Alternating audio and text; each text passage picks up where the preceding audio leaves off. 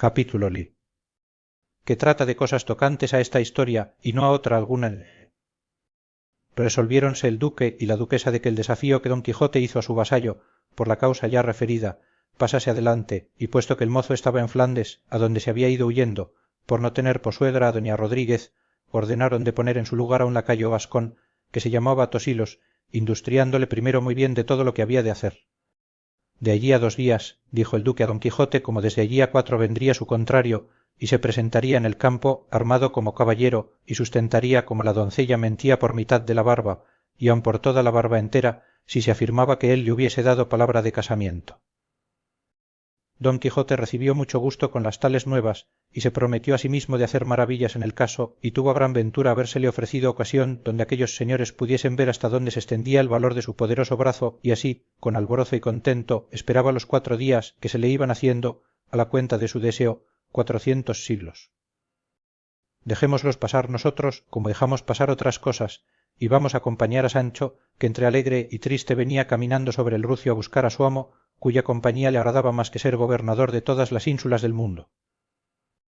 Sucedió, pues que, no habiéndose alongado mucho de la ínsula del su gobierno, que él nunca se puso a averiguar si era ínsula, ciudad, villa o lugar la que gobernaba, vio que por el camino por donde él iba venían 6 peregrinos con sus bordones, de estos extranjeros que piden la limosna cantando, los cuales, en llegando a él, se pusieron en ala, y levantando las voces todos juntos, comenzaron a cantar en su lengua lo que Sancho no pudo entender, si no fue una palabra que claramente pronunciaba limosna, por donde entendió que era limosna la que en su canto pedían, y como él, según dice Cide Hamete, era caritativo además, sacó de sus alforjas medio pan y medio queso de que venía proveído, y dióselo, diciéndoles por señas que no tenía otra cosa que darles.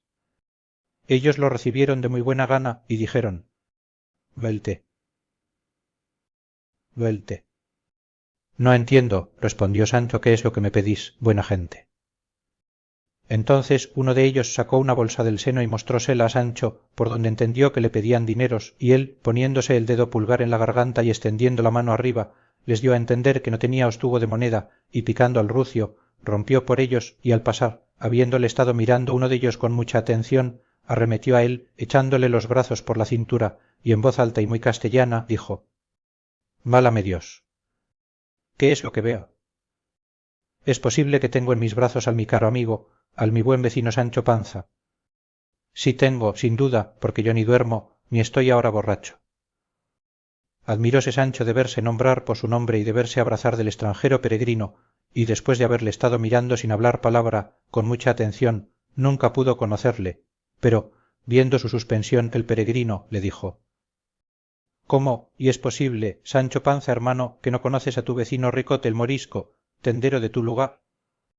Entonces Sancho le miró con más atención y comenzó a rafigurarle, y finalmente le vino a conocer de todo punto, y sin apearse del jumento le echó los brazos al cuello y le dijo: ¿Quién diablos te había de conocer, Ricote, en ese traje de morracho que traes? Dime quién te ha hecho franchote, y cómo tienes atrevimiento de volver a España, donde si te cogen y conocen tendrás harta mala ventura. Si tú no me descubres, Sancho, respondió el peregrino, seguro estoy que en este traje no habrá nadie que me conozca, y apartémonos del camino a aquella alameda que allí parece, donde quieren comer y reposar mis compañeros, y allí comerás con ellos, que son muy apacible gente. Yo tendré lugar de contarte lo que me ha sucedido después que me partí de nuestro lugar por obedecer el bando de su majestad, que con tanto rigor a los desdichados de mi nación amenazaba, según oíste. Hízolo así Sancho, y, hablando Ricote a los demás peregrinos, se apartaron a la alameda que se parecía, bien desviados del camino real. Arrojaron los bordones, quitáronse las mucetas o esclavinas y quedaron en pelota, y todos ellos eran mozos y muy gentiles hombres, excepto Ricote, que ya era hombre entrado en años. Todos traían alforjas, y todas, según pareció, venían bien proveídas, a lo menos, de cosas incitativas y que llaman a la sed de 2 leguas.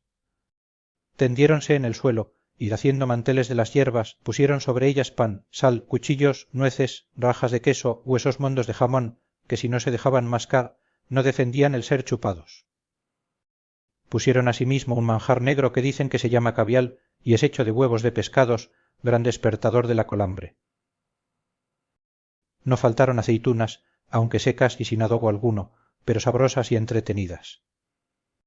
Pero lo que más campeó en el campo de aquel banquete fueron 6 botas de vino, que cada uno sacó la suya de su alforja, hasta el buen Ricote, que se había transformado de morisco en alemán o en tudesco, sacó la suya, que en grandeza podía competir con las 5.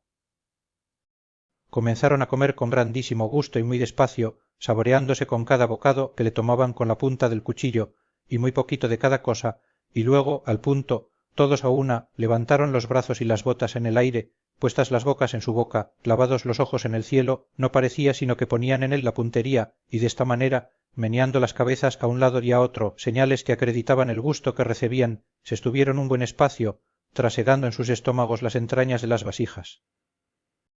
Todo lo miraba Sancho, y de ninguna cosa se dolía, antes, por cumplir con el refrán, que él muy bien sabía, de cuando a Roma fueres, haz como vieres, pidió a Ricote la bota, y tomó su puntería como los demás, y no con menos gusto que ellos. 4 veces dieron lugar las botas para ser empinadas, pero la quinta no fue posible, porque ya estaban más enjutas y secas que un esparto, cosa que puso mustia la alegría que hasta allí habían mostrado.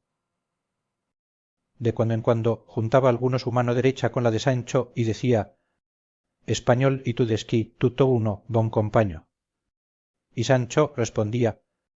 don compaño, juradí.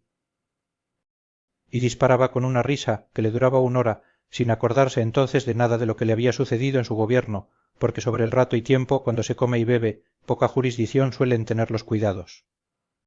Finalmente, el acabársele el vino fue principio de un sueño que dio a todos, quedándose dormidos sobre las mismas mesas y manteles. Solos Ricote y Sancho quedaron alerta, porque habían comido más y bebido menos, y apartando Ricote a Sancho, se sentaron al pie de una haya, dejando a los peregrinos sepultados en dulce sueño, y Ricote, sin tropezar nada en su lengua morisca, en la pura castellana, le dijo las siguientes razones: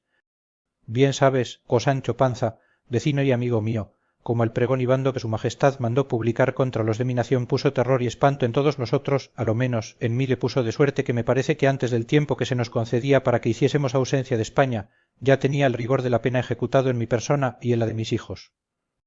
Ordené, pues, a mi parecer como prudente, bien así como el que sabe que para tal tiempo le han de quitar la casa donde vive y se provee de otra donde mudarse, ordené, digo, de salir yo solo, sin mi familia, de mi pueblo, ir a buscar donde llevarla con comodidad y sin la priesa con que los demás salieron, porque bien vi y vieron todos nuestros ancianos que aquellos pregones no eran sólo amenazas, como algunos decían, sino verdaderas leyes que se habían de poner en ejecución a su determinado tiempo, y forzábame a creer esta verdad saber yo los ruines y disparatados intentos que los nuestros tenían, y tales que me parece que fue inspiración divina la que movió a su majestad a poner en efecto tan gallarda resolución, no porque todos fuésemos culpados, que algunos había cristianos firmes y verdaderos, pero eran tan pocos que no se podían oponer a los que no lo eran, y no era bien criar la sierpe en el seno, teniendo los enemigos dentro de casa.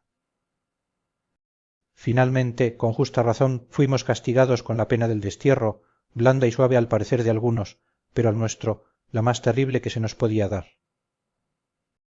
Doquiera que estamos lloramos por España, que en fin, nacimos en ella y es nuestra patria natural, en ninguna parte hallamos el acogimiento que nuestra desventura desea, y en Berbería y en todas las partes de África, donde esperábamos ser recebidos, acogidos y regalados, allí es donde más nos ofenden y maltratan.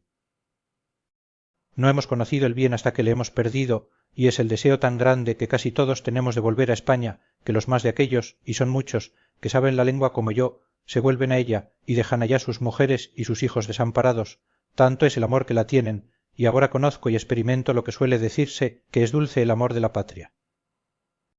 Salí, como digo, de nuestro pueblo, entré en Francia y, aunque allí nos hacían buen acogimiento, quise verlo todo. Pasé a Italia y llegué a Alemania, y allí me pareció que se podía vivir con más libertad, porque sus habitadores no miran en muchas delicadezas, cada uno vive como quiere, porque en la mayor parte della se vive con libertad de conciencia. Dejé tomada casa en un pueblo junto a Augusta, juntéme con estos peregrinos que tienen por costumbre de venir a España muchos dellos cada año a visitar los santuarios della, que los tienen por sus indias y por certísima granjería y conocida ganancia. Andadla casi toda, y no hay pueblo ninguno de donde no salgan comidos y bebidos, como suele decirse, y con un real, por lo menos, en dineros, y al cabo de su viaje salen con más de 100 escudos de sobra que trocados en oro, o ya en el hueco de los bordones, o entre los remiendos de las esclavinas, o con la industria que ellos pueden, los sacan del reino y los pasan a sus tierras, a pesar de las guardas de los puestos y puertos donde se registran. Ahora es mi intención, Sancho, sacar el tesoro que dejé enterrado, que por estar fuera del pueblo lo podré hacer sin peligro y escribir o pasar desde Valencia a mi hija y a mi mujer, que sé que está en Argel, y dar traza como traerlas a algún puerto de Francia y desde allí llevarlas a Alemania, donde esperaremos lo que Dios quisiere hacer de nosotros, que en resolución, Sancho, yo sé cierto que la Ricota mi hija y Francisca Ricota, mi mujer, son católicas cristianas, y aunque yo no lo soy tanto, todavía tengo más de cristiano que de moro, y ruego siempre a Dios me abra los ojos del entendimiento y me dé a conocer cómo le tengo de servir. Y lo que me tiene admirado es no saber por qué se fue mi mujer y mi hija antes a Berbería que a Francia, a donde podía vivir como cristiana. A lo que respondió Sancho: mira, Ricote, eso no debió estar en su mano, porque las llevó Juan Tiopillo, el hermano de tu mujer, y como debe de ser fino moro, fuese a lo más bien parado, y séte decir otra cosa, que creo que vas en balde a buscar lo que dejaste encerrado, porque tuvimos nuevas que habían quitado a tu cuñado y tu mujer muchas perlas y mucho dinero en oro que llevaban por registrar. Bien puede ser eso, replicó Ricote, pero yo sé, Sancho, que no tocaron a mi encierro, porque yo no les descubrí dónde estaba, temeroso de algún desmán, y así, si tú, Sancho, quieres venir conmigo y ayudarme a sacarlo y a encubrirlo, yo te daré 200 escudos con que podrás remediar tus necesidades, que ya sabes que sé yo que las tienes muchas. Yo lo hiciera, respondió Sancho, pero no soy nada codicioso, que a serlo, un oficio dejé yo esta mañana de las manos, donde pudiera hacer las paredes de mi casa de oro, y comer antes de 6 meses en platos de plata, y así por esto como por parecerme haría traición a mi rey en dar favor a sus enemigos, no fuera contigo, si como me prometes 200 escudos, me dieras aquí de contado 400. ¿Y qué oficio es el que has dejado, Sancho?, preguntó Ricote. He dejado de ser gobernador de una ínsula, respondió Sancho, y tal que a buena fe que no hay en otra como ella a 3 tirones. ¿Y dónde está esa ínsula?, preguntó Ricote. ¿Adónde? Respondió Sancho. 2 leguas de aquí, y se llama la ínsula Barataria. Calla, Sancho, dijo Ricote, que las ínsulas están allá dentro de la mar, que no hay ínsulas en la tierra firme. ¿Cómo no? Replicó Sancho. Dígote, Ricote amigo, que esta mañana me partí della, y ayer estuve en ella gobernando a mi placer, como un sagitario, pero, con todo eso, la he dejado, por parecerme oficio peligroso el de los gobernadores. ¿Y qué has ganado en el gobierno?, preguntó Ricote. He ganado, respondió Sancho, el haber conocido que no soy bueno para gobernar, si no es un hato de ganado, y que las riquezas que se ganan en los tales gobiernos son a costa de perder el descanso y el sueño, y aun el sustento, porque en las ínsulas deben de comer poco los gobernadores, especialmente si tienen médicos que miren por su salud. Yo no te entiendo, Sancho, dijo Ricote, pero paréceme que todo lo que dices es disparate, que quién te había de dar a ti ínsulas que gobernases. Faltaban hombres en el mundo más hábiles para gobernadores que tú eres. Calla, Sancho, y vuelve en ti, y mira si quieres venir conmigo, como te he dicho, a ayudarme a sacar el tesoro que dejé escondido, que en verdad que es tanto que se puede llamar tesoro, y te daré con que vivas, como te he dicho.